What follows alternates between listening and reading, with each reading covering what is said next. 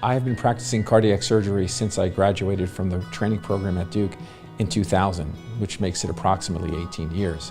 I've been at Florida Hospital Orlando since March of 2015. In the last 3.5 years have been some of the most productive years of my life. So my brother and I are both physicians, and I don't think it's a coincidence.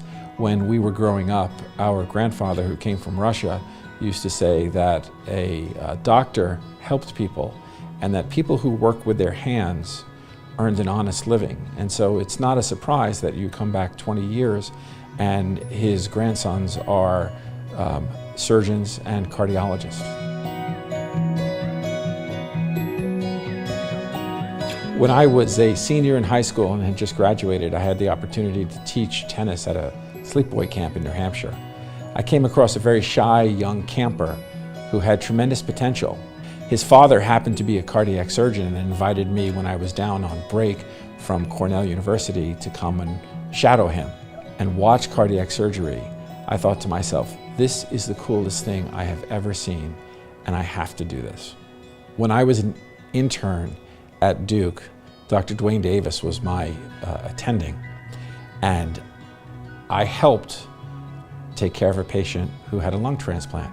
And I literally did bronchoscopy on this beautiful young girl for every 15 minutes through the night. Everybody thought that this patient would not survive. Everybody except Dr. Davis. And probably one of the most satisfying days in my career in medicine was watching this young woman go home with her husband. And it taught me a lesson. And the lesson was that patients are sick. We don't get to choose who lives or who dies. But through our efforts, we will impact some of them.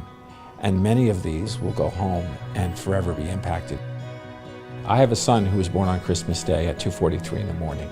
It happened that I was on call, so when I got a heart offer, I said, I have to do this transplant. I was pushing for the donor to go later and later so that I would have as much time as possible. Finally, one of my colleagues across the way called me up and said, hey, why don't you just give up this heart? I said, the baby is sleeping, my wife is fine, and I still get a card from this patient every year telling me to thank my son and happy birthday on the day that he got a heart and my son was born. I have a Thanksgiving child also, who was born on November 22nd. I have a Christmas child, and I have a niece that's been with us for 10 years who was born on the day before Valentine's Day. As they've grown, they understand what I do and the impact of what I do. The magic of Florida Hospital is the commitment and engagement of the team. We can accomplish amazing things here because each of the team members' commitment is matched by their colleague. Everybody is willing to do what's necessary for the patient.